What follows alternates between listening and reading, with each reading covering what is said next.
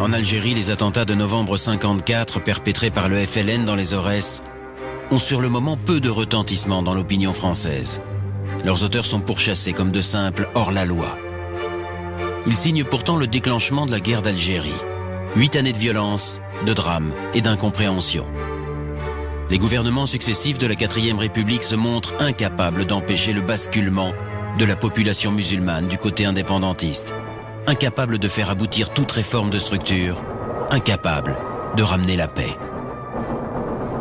En décembre 55, la gauche française obtient un succès parce qu'elle mène campagne sur le mot d'ordre de la paix en Algérie.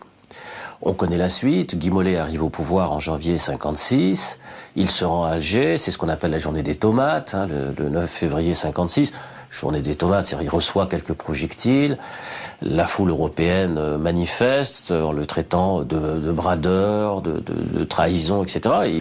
Et comme on le sait aussi, Guy Mollet va faire volte-face et va non pas engager des négociations politiques, notamment avec le FLN, pour essayer de sortir de cette impasse, mais au contraire rentrer dans la guerre pour de bon avec le vote des pouvoirs spéciaux du 12 mars 56. C'est véritablement l'entrée de la France en guerre d'Algérie. Et c'est l'entrée en guerre directe, franc de la France, parce que c'est l'envoi du contingent en Algérie. C'est-à-dire, ce n'est plus la guerre d'Indochine. On envoyait le corps expéditionnaire, ce qu'on appelait des engagés. Bon, là, c'est pas le cas. C'est pratiquement tous les jeunes Français qui font leur service militaire, qui vont partir en Algérie entre 1956 et 1962, c'est-à-dire au total près d'1 500 000 hommes qui vont partir en Algérie. C'est-à-dire que toute la société française est touchée. C'est une véritable onde de choc. C'est-à-dire, il n'y a pratiquement pas une seule famille française qui n'a pas un oncle, un père, un fiancé qui se rend en Algérie. C'est-à-dire que là, pratiquement tout le monde est touché. Tout le monde a peur.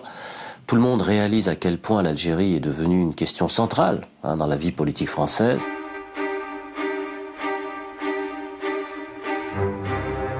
La 4e République s'enlise dans le piège algérien, agonise, puis tombe sans gloire au cours des journées d'émeutes qui secouent Alger en mai 1958.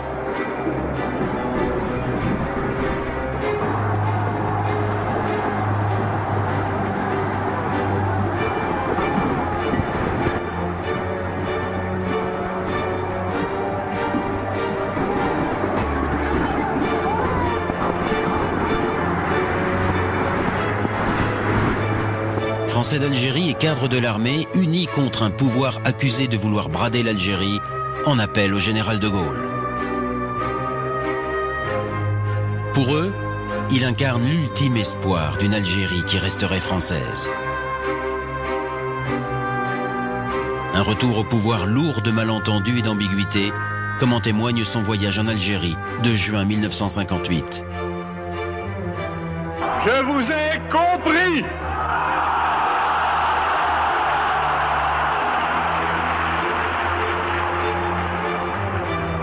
Je sais ce qui s'est passé ici.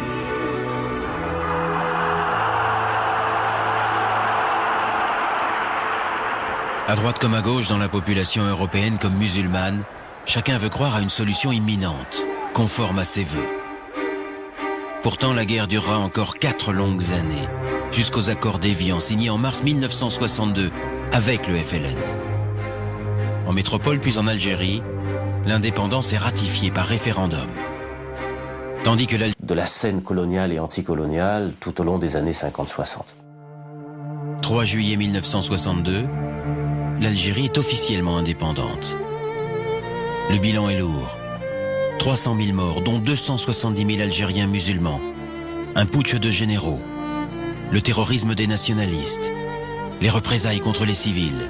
Le terrorisme de l'OAS.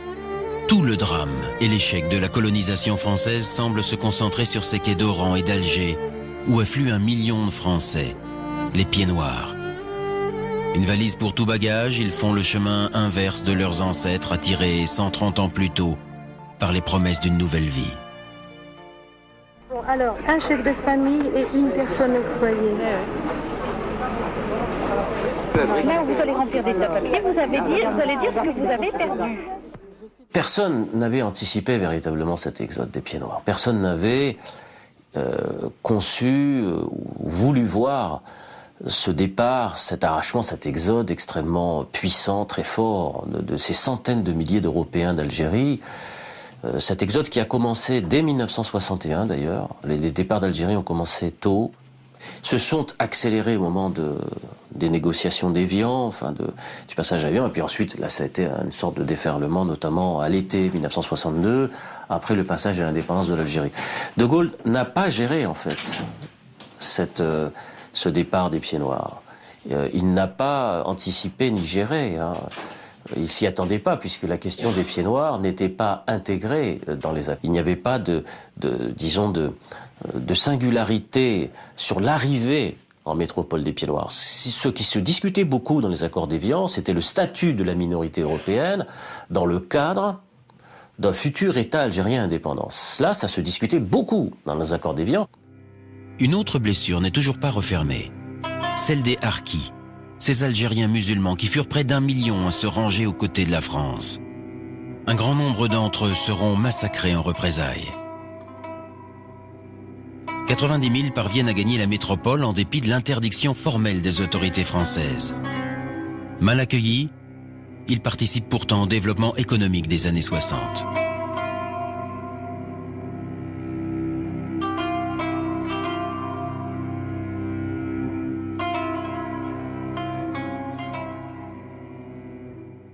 La position du général de Gaulle à l'égard des Harkis, comme à l'égard des Pieds Noirs, était celle d'une sorte, pas d'abandon, parce que le mot a été beaucoup utilisé, c'est un mot très très fort, bien sûr, mais dans le fond, il n'avait pas peut-être suffisamment prévu ou anticipé le drame de ce qui allait survenir, c'est-à-dire des massacres sur grande échelle des Harkis.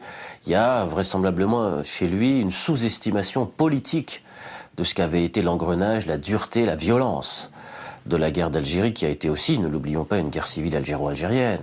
Et quand on dit une guerre civile algéro-algérienne, c'est-à-dire de ces Algériens musulmans qui avaient choisi le camp de l'armée française et qui ont été véritablement abandonnés au lendemain des accords d'Évian et donc massacrés. Donc à ce niveau-là, le général de Gaulle n'a pas peut-être mesuré suffisamment l'ampleur de la guerre et donc ce qu'allait constituer une véritable tragédie nationale pour la France.